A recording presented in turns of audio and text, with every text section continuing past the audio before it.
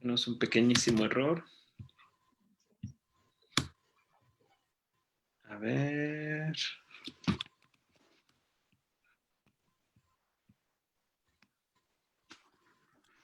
Ok.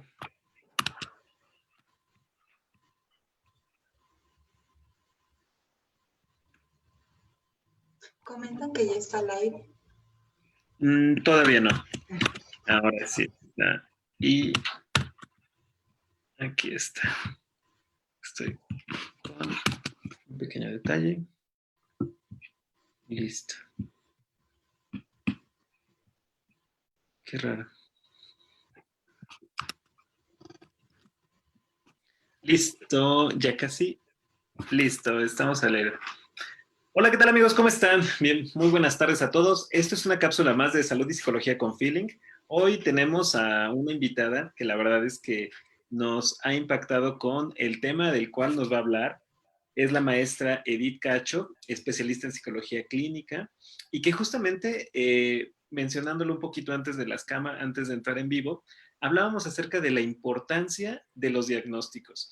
Si alguna vez te ha pasado que has estado en un proceso terapéutico o incluso alguna vez ha pasado por tu mente algunos conflictos y a veces queremos saber qué está ocurriendo, pero también quisiéramos tener certeza acerca de lo que estamos sabiendo, bueno, pues indudablemente el diagnóstico es un elemento fundamental que nos da un punto de partida para poder movernos hacia las metas y objetivos que queramos, indudablemente para bienestar y salud mental y emocional. Maestra Edith, bienvenida. Hola, buenas tardes. Buenas tardes a todos los que nos están viendo. Muchos saludos. Y pues antes que nada yo quisiera agradecer la invitación. Estoy muy contenta de poder estar con ustedes, de poder compartir este tema con el público. Y pues me gustaría, bueno, que si tienen como algún comentario, alguna duda, pues la fueran poniendo y con mucho gusto vamos construyendo también la charla con lo que los demás también nos envíen. No, hombre, fantástico. Bueno, pues para todos aquellos que nos están escuchando, por favor, especialistas, colegas y también público en general, aprovechemos muchísimo a la maestra en este espacio que tenemos en un tema tan importante como es la importancia del diagnóstico. ¿Cómo, si me lo permites tutearte, Sí, claro, por favor. Edith, ¿cómo empezamos por comprender el diagnóstico? ¿Qué es el diagnóstico dentro de la psicología clínica? Bueno, a mí me gustaría dividir el tema de los diagnósticos en dos partes, ¿no? Me parece que hay diagnósticos que alivian, hay diagnósticos que ayudan a que la persona que de momento no sabía por qué presentaba cierta problemática, por fin puede entender cuando le dan un diagnóstico qué le ocurre, qué puede hacer, ¿no? Qué estrategias puede llevar a cabo y realmente viene un alivio para la persona. A mí me gustaría hablar de los otros diagnósticos, ¿no? Es decir, aquellos diagnósticos que cuando son recibidos angustian, paralizan, uno no sabe qué hacer con eso. Y en particular en el caso de los chiquitos, chiquitas que reciben un diagnóstico y se los dan a los padres, de momento los padres no saben qué hacer con un diagnóstico, por ejemplo, de autismo, por ejemplo, de hiperactividad o de déficit de atención. Entonces, ¿qué hacer con esos diagnósticos? Y además si son correctos, creo que eso puede generar mucha angustia en los padres y ahí es donde de momento nos podemos perder.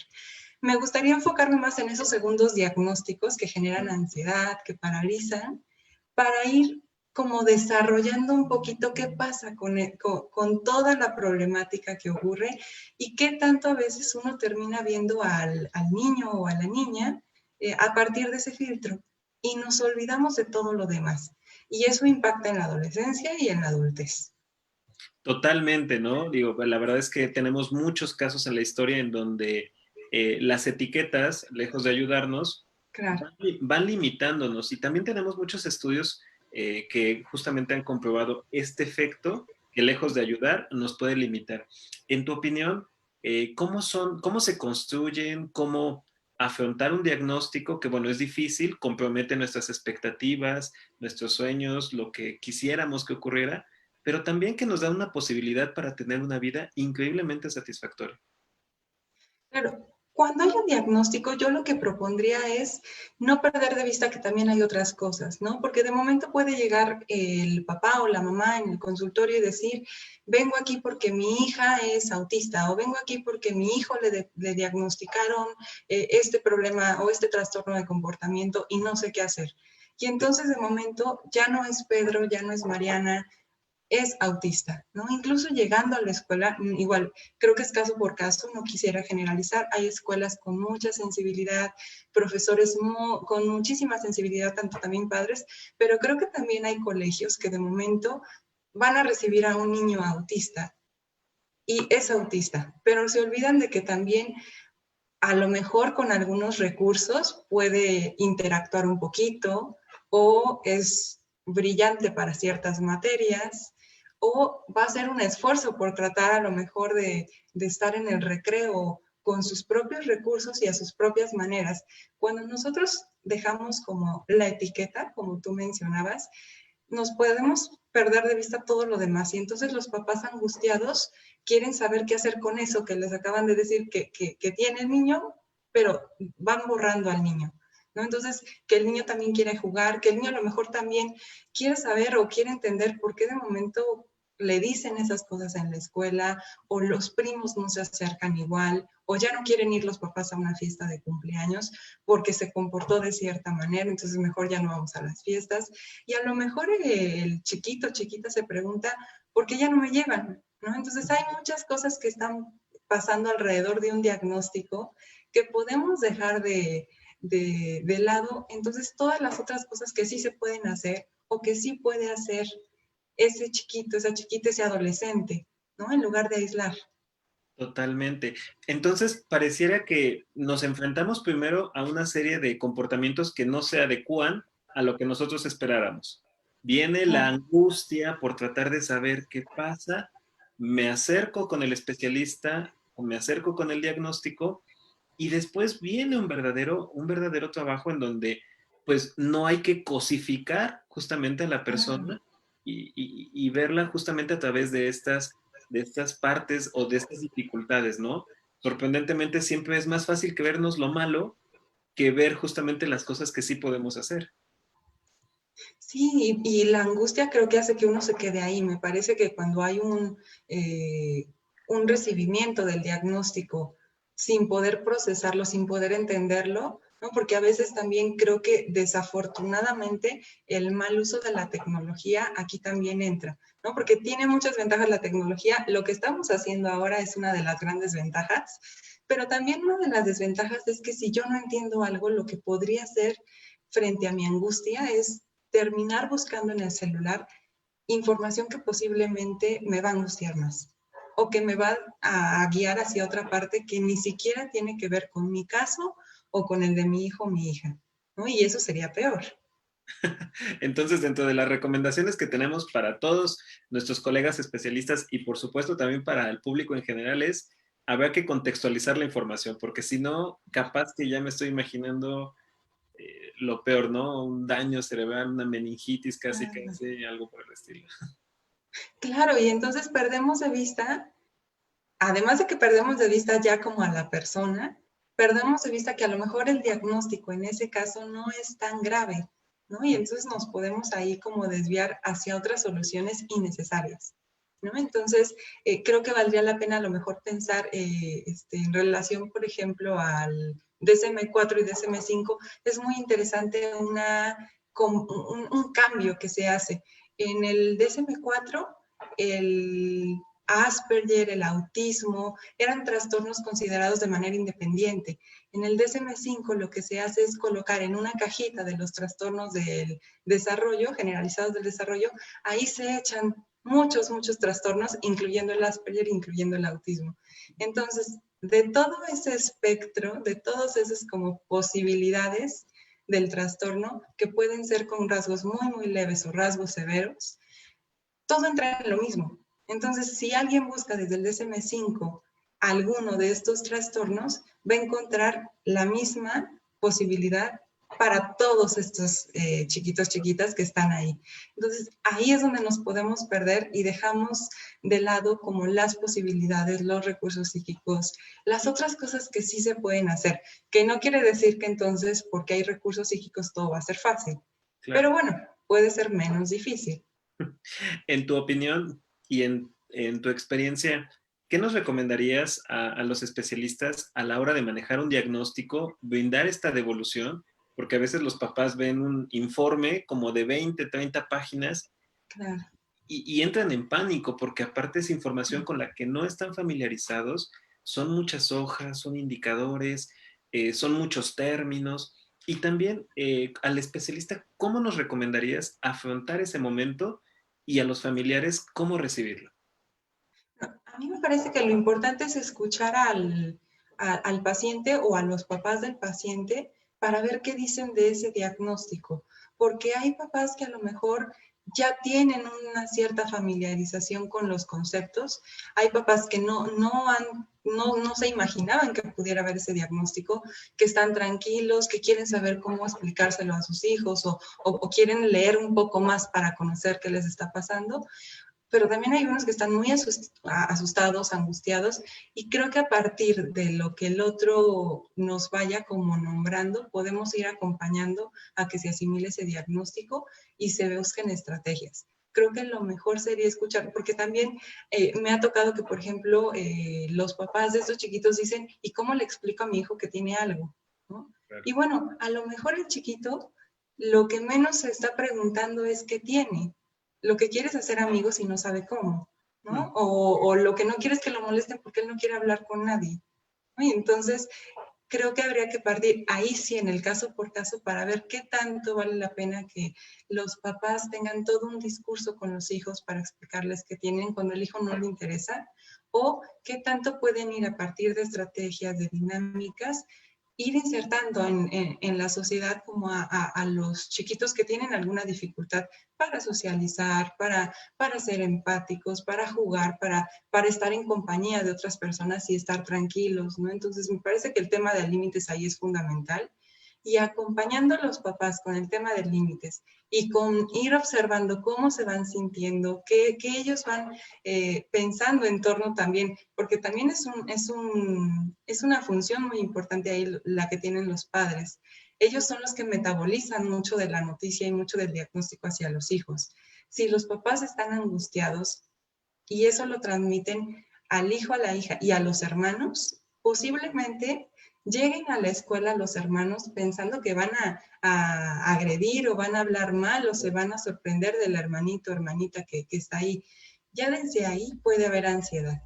Y en cambio, si puede haber como chiquitos diferentes en todas las escuelas, bueno, su hermano será diferente a otros, pero también entre ellos son diferentes. Y pues realmente todos tenemos a lo mejor un poquito de, digo, no hablaremos de trastornos, pero sí a lo mejor un poquito de una u otra cosa, ¿no? Pensando en quienes de momento se ponen los audífonos y se olvidan del mundo. No es autismo. Pero bueno, es como lo mínimo, mínimo, mínimo del rasgo que se podría acercar a ese nivel donde me alejo totalmente del mundo, ¿no? Entonces creo que hay muchas formas de ser diferentes y esto de los diagnósticos, cuando los diagnósticos se entorpecen, me parece que es una forma de mostrar ahí la diferencia, pero una diferencia que lastima, ¿no? Si pensamos que todos podemos tener a lo mejor un poquito de algo del otro, ¿no? Que yo esté triste no quiere decir que esté deprimida, ¿no? Pero durante el día puede ser que esté contenta, enojada, como un poquito triste, un poquito enojada, no quiere decir que sea algo patológico. El problema sería cuando ya hubiera como niveles muy, muy altos, unos picos muy altos. Sí, Y claro. bueno, ahí habría que buscar qué hacer con eso, pero igual, con cuidado con los diagnósticos, ¿no? Porque no es depresión. Total. Ocupaste dos conceptos que me parecieron extraordinarios. Digerir la noticia, ¿no? Y por parte de los papás, no es fácil hacerlo, incluso no hacerlo a veces puede generar una crisis estructural que nos lleve a una sobreprotección, a una angustia, justamente como lo mencionabas, que no va a favorecer al contexto de desarrollo del niño que necesita, ¿no? El pequeñito y que a lo mejor ni le importa. Y la otra es que justamente diferencias, ¿no? Nos cuesta todavía muchísimo encontrar diferencias, ¿no? Parece que nos refugiamos a homogenizarnos, a Claro. ser todos similares de alguna forma y aún nos cuesta trabajo. ¿Qué tan importante que, independientemente de que nos afrontemos a un diagnóstico en el cual un ser querido pueda encontrar algunas diferencias justamente, qué tan importante es seguirle apostando y apostarle a una educación en donde la diferencia sea algo realmente asimilable por todos nosotros? Creo que es fundamental que en esa educación, que en eso que vamos transmitiendo, vayamos dándole lugar como a estos temas, estas cuestiones diferentes y estos modos de convivir. Es decir, que alguien no quiera jugar como yo quiero, no quiere decir que entonces vaya a haber un problema necesariamente, ¿no? Es quién va a ceder o quién va a proponer otro juego, bueno, ninguno de estos dos, entonces cómo jugamos. Pero ya desde ahí hay diferencias y creo que valdría la pena ahí como cada uno de nosotros, porque ahí también nosotros nos incluimos como profesionistas, que tanto vamos como posibilitando que se abra ese panorama en los papás que se angustian porque algo le van a hacer a sus hijos porque tienen tal trastorno, ¿no? Entonces, bueno, si bien hay que establecer límites, cuidar situaciones de riesgo, no necesariamente un diagnóstico es sinónimo de que hay riesgos, ¿no? De que algo le van a hacer al hijo, la hija, ¿no? Me parece que también ahí habría que ampliar el panorama y ver las posibilidades, ¿no? Desde la educación, desde casa, cómo se va transmitiendo esas diferencias hasta ya llegar como a otros grupos, ¿no? Porque también hay escuelas que dan esta apertura a romper. A mí me gusta mucho trabajar en particular con una escuela aquí en Puebla que rompe con todos estos paradigmas. No importan los trastornos, todos están de tener algo, recibimos a todos, a estos como jóvenes ya de, digamos, secundaria, prepa, no importa cómo vengan, con qué etiquetas vengan de la primaria, es como esta manera de trabajar sin etiquetas. Si tienen trastornos, pues todos tendrán alguno y vénganse todos, ¿no? Entonces, a mí me gusta mucho, por ejemplo, trabajar me parece mucho más productivo, se construyen mucho más cosas, mucho más estrategias para que se inserten en todas las clases, no solamente en las que son buenos o en las que les gustan, como la música o las matemáticas, no, se van insertando también en educación física, aunque les cueste mucho, y van buscando como formas, ¿no? Entonces creo que también es cómo nosotros transmitimos que aunque haya un trastorno, aunque haya algún diagnóstico, ese diagnóstico no define la vida de una persona. Puede haber muchas otras posibilidades, pero dependerá de nosotros y cómo asimilamos nuestra angustia por el diagnóstico, ¿no? Si me siento culpable de que mi hijo tenga eso y entonces traigo a colación ansiedades o culpas del pasado, bueno, puede ser que yo, como tú decías, lo voy a sobreproteger y que nadie le haga nada, pero es por mi culpa y mi ansiedad, no porque algo realmente le pueda ocurrir por ese diagnóstico. Totalmente.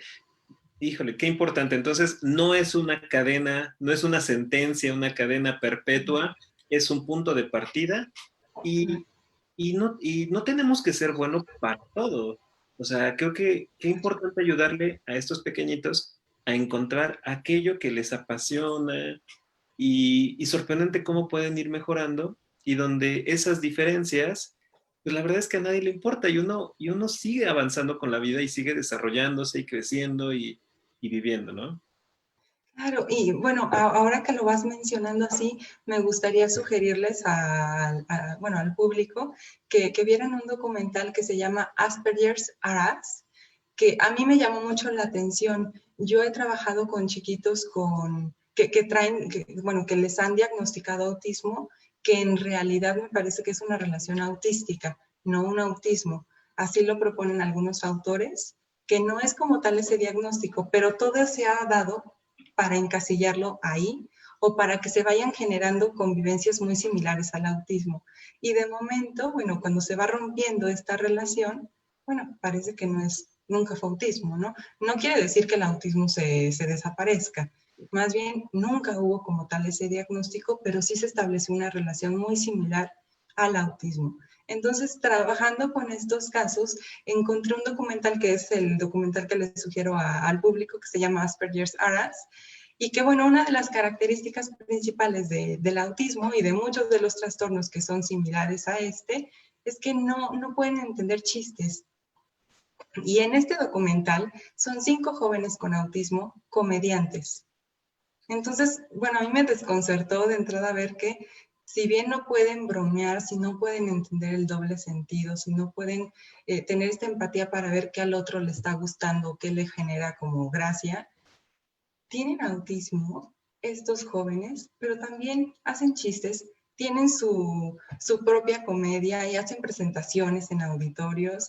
Y bueno, me sorprendió muchísimo. Claro que por supuesto no es la misma comedia que a lo mejor estamos acostumbrados a ver, Claro, pero, claro. pero es muy interesante cómo en el documental se puede ver que a pesar de todos los conflictos que llegan a tener, y de que a pesar de que el mismo director cuando graba el documental lo menciona, no sé cuándo terminó el chiste. Y creo que ellos tampoco lo saben, pero hacen comedia, ¿no? Entonces creo que no es tan sencillo, o sea, no quiere decir que porque hay recursos entonces ya no va a haber ese diagnóstico, pero sí hay muchas posibilidades, ¿no? Es decir, a pesar de que tengan estos jóvenes autismo, pueden convivir a su manera y pueden hacer otras cosas. No hay un bloqueo como tal, ¿no? Entonces, por ejemplo, uno de los padres de estos jóvenes va sin que el hijo lo sepa, va al auditorio, observa uno de sus comedias y se sorprende de haber estado ausente y no saber todo lo que era capaz su hijo, ¿no? Porque desde el diagnóstico no había otra posibilidad. Entonces, no quiere decir que van a poder realizar las mismas actividades que todos los demás, ¿no? Pero a pesar de los diagnósticos, hay muchas cosas que se pueden rescatar. Y creo que eso es lo más valioso, que no nos olvidemos de esos recursos psíquicos. Totalmente, ¿no? Tienes en la mente todas las 24 horas el diagnóstico y te olvidas de conocer a tu hijo en otro contexto y a veces pensamos que si nuestros seres queridos no disfrutan la vida como nosotros, entonces pareciera que no. Y ahora que me comentas de este documental, pues sí, o sea, ¿cómo cambió el mundo tanto? Que hay tantas formas de disfrutar la vida y, y que todas son realmente satisfactorias. Sí, sí, sí, claro. Es decir, como tú lo dices, no quiere decir que si yo esperaba hacer en 5 años o en 10 años algo que ya no voy a poder, no pueda tener otro sentido. Ese plan no pueda tener otros sueños, no pueda tener otras metas, o si yo había pensado, ¿no? Porque creo que es algo que también ocurre mucho en el consultorio, ¿no? Yo había pensado que mi hijo iba a ser un gran profesionista y se iba a dedicar a tal cosa, o yo creí que iban a poder trabajar con mi negocio, ¿no? Les tocaba a ellos continuarlo y ahora él o ella ya no va a poder. Y bueno, no quiere decir que porque lo que se había considerado o las expectativas que se tenían ya no se cubren, no hay otras formas o no hay otra forma de vida, ¿no? Es decir, hay muchas otras posibilidades, aunque a lo mejor no sean o no se cubran las expectativas de, de, de los que estuvieron como a lo mejor deseando y planeando la llegada de ese chiquito, esa chiquita, ¿no? O sea, también hay otras alternativas. Y bueno, pues como sí, totalmente de acuerdo. Imagínate, en este año nos enfrentamos a casi todo un año por primera vez, prácticamente sin escuelas físicas, ¿no? O sea, Sí. y encontramos, y tuvimos todos que ir encontrando nuevas formas de poder acercarnos a la educación cambió, el canal cambió, la forma, la convivencia, la interacción, e indudablemente hay formas diferentes de poder hacerlo. A veces algunos papás, no sé, en tu opinión, qué pienses, llegan a creer que el proceso educativo es como una carrera de 100 metros planos, ¿no? Córrele y tienes que llegar primero y rápido y si puedes adelantar todo. Y de momento es como, tal vez el proceso educativo tenía también, si bien es cierto, pasar estos procesos y las desveladas y los años y todo, pero tal vez era una herramienta para convertirnos en las personas que queríamos ser y disfrutar eso, ¿no? Sí, y coincido en ello porque de momento se convierte en una carrera. Y entonces bueno, en ese entonces, saliendo de la escuela, eran las clases de música o la natación, o entonces el curso de regularización y el idioma, y de momento era solo como llenar, llenar, llenar, pero no había esa posibilidad de, bueno, qué le gusta, qué no le gusta, qué está aprendiendo realmente, o sea, está cursando nuevamente el mismo módulo del idioma, porque realmente no quiere aprender ese idioma, qué tanto se llena o qué tanto damos como posibilidad a que elijan, ¿no? Creo que también es eso. Y ahora es todo el reto, ¿no? Porque eso que a lo mejor estaba ahí como reto, ahora o lo tomas, porque ahora los chiquitos que están en casa y que no pueden ir a lo mejor a esa clase porque ahorita o es en línea o no está, o la natación a lo mejor en algunos casos se podrá ir, pero en otros no. Claro. ¿Qué hacer como en esos tiempos? ¿No? ¿Qué hacer? Y qué tanto entonces el diagnóstico que me habían dicho o las quejas que me decían la maestra, pues creo que sí es inquieto o creo que sí es inquieta, ¿no? Entonces, ¿qué hago ahora yo? Y a lo mejor no es un trastorno, o sea, simplemente tiene mucha energía y habría que ver cómo canalizar la energía de estos chiquitos que además también es algo nuevo para ellos, no salir, no ver a sus amigos, no correr en el recreo, ¿no? Entonces, ¿cómo van como adaptándose también los papás junto con los hijos a esta nueva etapa? ¿Qué tanto van como aprendiendo, también aprendiendo los padres junto con ellos? ¿Y qué tanto toma sentido eso que se va aprendiendo? No más que ir corriendo y rellenándonos de información, ¿qué tanto eso toma sentido? Y entonces el chiquito puede utilizarlo en una reunión familiar, algo que aprendió en casa, ¿no? O algo en la escuela en línea, y lo aplica en una reunión familiar, ¿no? Y eso vale muchísimo más que 10 horas de cursos y de clases y memorizar, ¿no? Entonces, ¿qué tanto eso le está ayudando para descargar energía, porque eso también les va a ayudar a los papás para estar en casa, pero también para aprender y aplicarlo en otras cuestiones de la vida diaria, ¿no? Que bueno, ese sería el fundamento para el aprendizaje y para la escuela, ¿no? ¿Cómo lo vas a aplicar en el futuro o en tu día a día fuera de la escuela?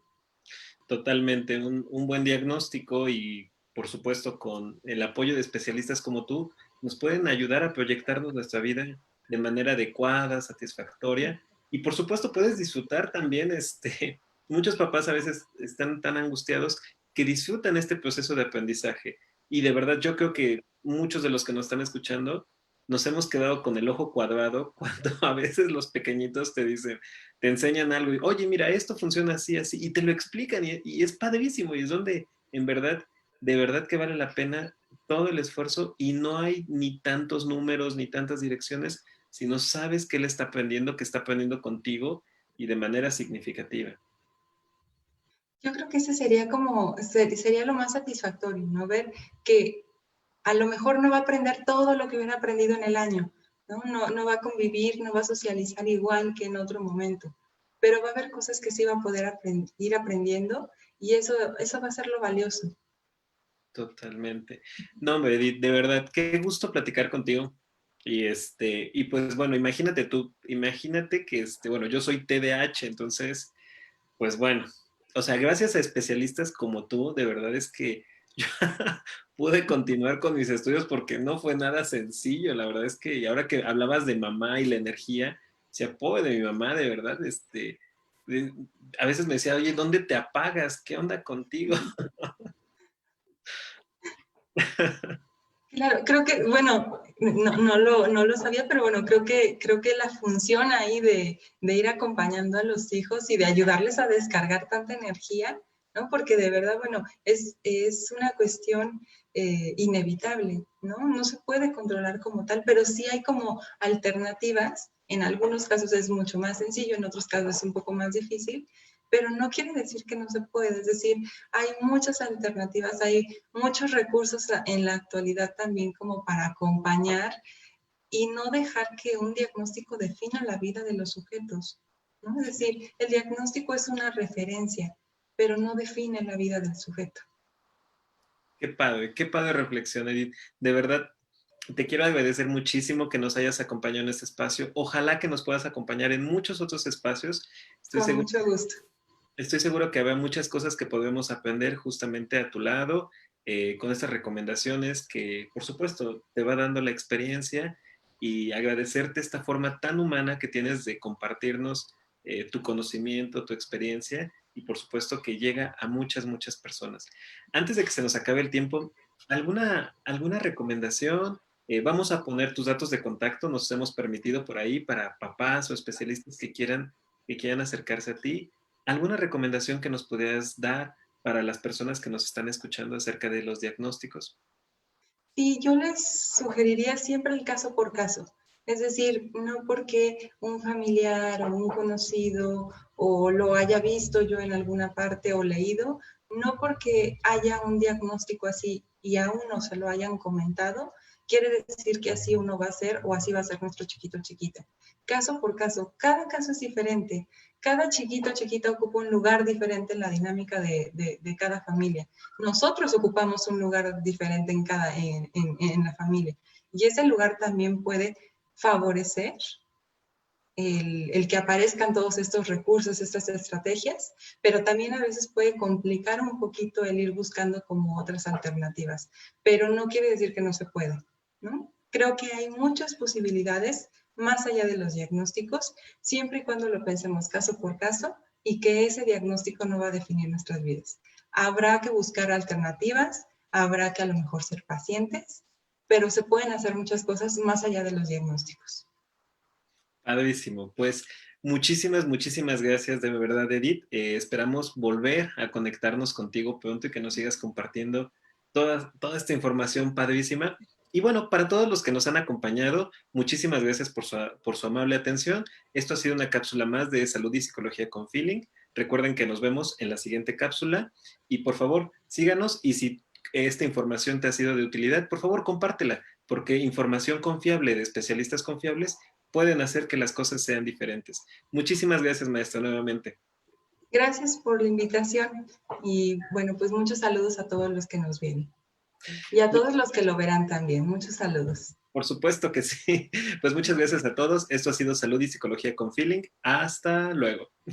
Adiós.